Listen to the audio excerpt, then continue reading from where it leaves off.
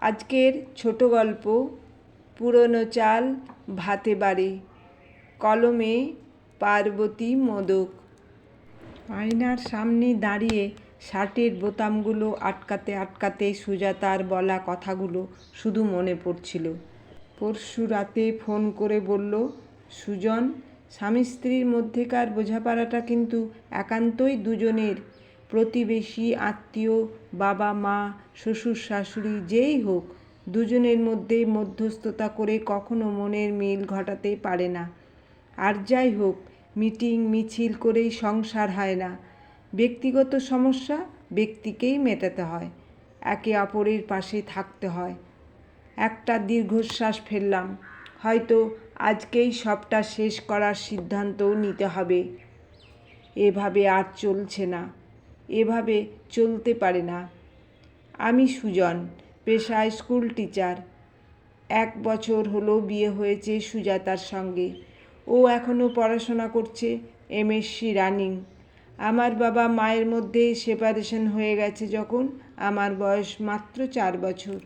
সেই থেকে মা একাই অনেক লড়াই করে আমাকে মানুষ করেছে, মাথা গোঁজার ঠাঁই তৈরি করেছে, পড়াশোনা শিখিয়েছে, পায়ের নিচে জমিটা শক্ত করতে শিখিয়েছে। স্বামী সংসারহীন জীবনেই আমি একমাত্র অবলম্বন ছিলাম বলে অন্য মায়েদের তুলনায় আমার মায়ের আমার প্রতি পজেসিভনেসটা বরাবরই একটু বেশি। আমিও ছোট থেকেই মায়ের এই সংগ্রাম দেখে এসেছি বলে মাকে কখনো কষ্ট দিয়ে কোনো কথা বলি না। এমনকি মায়ের অন্যায় দেখলেও ছোট বড় কিছু বলতে পারি না, মা আঘাত পাবে বলে। আর এই কারণেই জটিল সমস্যা তৈরি হয়েছে আমার বিয়ের পর। পড়াশোনায় অত্যন্ত মেধাবী সুজাতা বিয়ে হয়ে এসেই সংসারের সম্পূর্ণ হাল ধরতে গিয়ে হাবুডুবু খাচ্ছিল। একেই অনভ্যস্ত, এর মধ্যে মায়ের শুরু হলো কথায় কথায় খুঁত ধরা। ওর কাজ পরিষ্কার নয়, ওর কমন সেন্সের অভাব, রান্না মুখে তোলা যায় না, ইউনিভার্সিটি থেকে ফিরে পড়াশোনা নিয়ে বসে পড়ে, মায়ের সেবা যত্নে খামতি আছে, ইত্যাদি ইত্যাদি। বাড়ির একমাত্র আদরের মেয়ে বিয়ে হয়ে এসে এরকম পরিস্থিতির মধ্যে পড়ে স্বাভাবিকভাবেই কান্নাকাটি করতো, মন খারাপ করতো। অনেক সহ্য করার পর একদিন আমতা আমতা করে মাকে বোঝাতে গেছিলাম। তাতেই মা এমন সিন ক্রিয়েট করলো যে বিয়ের পর আমি পাল্টে গেছি, বউয়ের আঁচলের নিচে থাকা উচিত, আমাকে মায়ের থেকে পর করে দেওয়া হয়েছে, ইত্যাদি ইত্যাদি। তখন ভাবলাম আমি কথা বললেই সুজাতার দুর্ভোগ আরও বাড়বে। আমি তারপর থেকে একদম চুপ করে গেছি। একটু মানিয়ে নাও বলে সুজাতাকেই বারবার কনভিন্স করার চেষ্টা করেছি। কিন্তু শিক্ষিত আত্মসম্মানী একটা মেয়ে ডেলিবারেটলি অশান্তির জ্বালা সহ্য করতে পারেনি। শেষ 2 মাস ও বাবার বাড়িতেই রয়েছে। আমাদের নিয়মিত দেখা হয়, ফোন মেসেজ কথা হয়, কিন্তু এখানে ফেরার নাম গন্ধ করছে না। আমিও সুখের চেয়ে শান্তি ভালো বলে আসতে বলছি না। আমাদের মধ্যে এই নিয়ে অশান্তি টানাপোড়েনও চলছে। তাই আজ রবিবার সুজাতাদের বাড়িতে সুজাতা এবং ওর বাবা মায়ের সঙ্গে এই বিষয়ে আলোচনায় বসার কথা হয়েছে। এখান থেকে আমি আর মা যাচ্ছি। বেলা এখন প্রায় 2:30 বাজতে চলল। এ কথা ও কথা পারস্পরিক দোষারোপের পালা এখনও শেষ হলো না। বিরক্ত লাগছে, মনে হচ্ছে সত্যি আর এ সম্পর্ক জোড়া লাগার নয়। এমন সময় আমার মা হঠাৎ বলে উঠল, মেয়েকে শুধু বইয়ের শিক্ষা দিলেই হবে? পুঁথি পড়ে কি সংসারে তাল মেলানো যায়? মেয়েকে শ্বশুর বাড়িতে মানিয়ে চলার শিক্ষাটা ভালো করে দিতে হয়। কথাতেই আছে, শ্বশুরবাড়ি বড় কঠিন জায়গা। আমার ওপর কি ভর করলো কে জানে। হঠাৎ দাঁড়িয়ে পড়ে বললাম, শ্বশুরবাড়ির জায়গাটা কঠিন নয় মা, তোমরাই একে কঠিন করে তুলেছ। রান্নায় কোনো দিন নুন কম হলে, তেল বেশি হলে তোমাকে বললেই তোমার খারাপ লেগে যায়। বলো, এত কষ্ট করে রান্না করলাম, একটু মানিয়ে নেওয়া যায় না?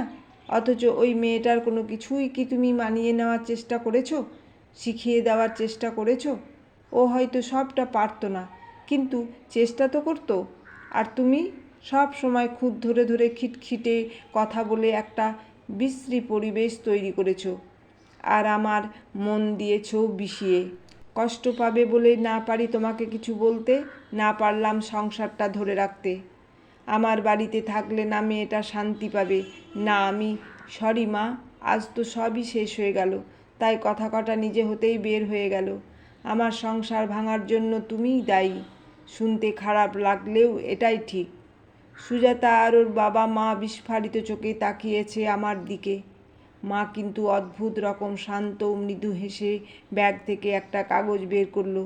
বলল, তাহলে আইনের কাজ পাকা করে রাখাই ভালো, দুজনেই সই করো। কি একটা জেদ চেপে গেল। কি লেখা আছে ভালো করে দেখলাম না, পড়লাম না, ঝাপসা চোখে দিলাম সই করে। দেখলাম সুজাতা খুব কাঁদছে। হঠাৎ মা উঠে গিয়ে ওর মায়ের হাতে মিষ্টির প্যাকেট দিয়ে সুজাতার চোখের জল মুছিয়ে বলল, এই তবে হলো আজকালকার ভালোবাসা, এত ঠুনকো? সংসারে তৃতীয় মানুষের জন্য পরস্পরের সঙ্গে মান অভিমান করে সংসার ভাঙার খেলায় মেতে উঠেছ দুজনে। আর বাবু, তোকেই বা এত মা ভক্ত হতে কে মাথার দিব্যি দিয়েছে রে? মায়েদের কি অন্যায় থাকে না? মায়েরা ভিলেন হতে পারে না। তুই স্কুল মাস্টার হয়ে নিরপেক্ষ বিচার করে প্রতিবাদ করবি, এটাই তো হওয়া উচিত। তারপর বলল, জানেন বেয়ান, আমার সংসারটা ভেঙেছিল এই অন্ধভক্তির কারণে।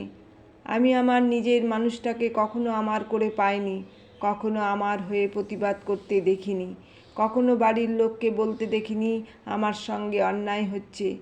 এরকম মেরুদণ্ডহীন মানুষের সঙ্গে থেকে লাভটা কী? তাই ঠিক করেছিলাম আমার ছেলে যেন অন্তত বউয়ের পাশে দাঁড়িয়ে ঠোঁট জোড়া খুলতে পারে। আমি শুধু হতভম্বের মতো বললাম, তাহলে ওই কাগজটা? মা হো হো করে হেসে বলল, হতভাগা, শুধু লোক দেখিয়ে বিয়ে করলে হবে? আসল বিয়েটাও তো করতে হবে। এতদিনে তুমি বিয়ের উপযুক্ত হয়েছ, একজন মেয়ের দায়িত্ব নিতে শিখেছ। এটা হলো বিয়ের রেজিস্ট্রি ফর্ম, কাল গিয়ে অফিসে জমা দিয়ে আসবে। সুজাতা চোখের জল মুছতে মুছতে বলল, এত নিখুঁত অভিনয়? একটুও বুঝতে পারিনি মা, কি করে পারলে? মা বলল, ওরে মেয়ে, সংসারই তো আসল অভিনয়ের জায়গা। বুড়ো হয়ে গেলাম, একটু পারবো না? যতই হোক, পুরনো চাল তো ভাতে বাড়ে।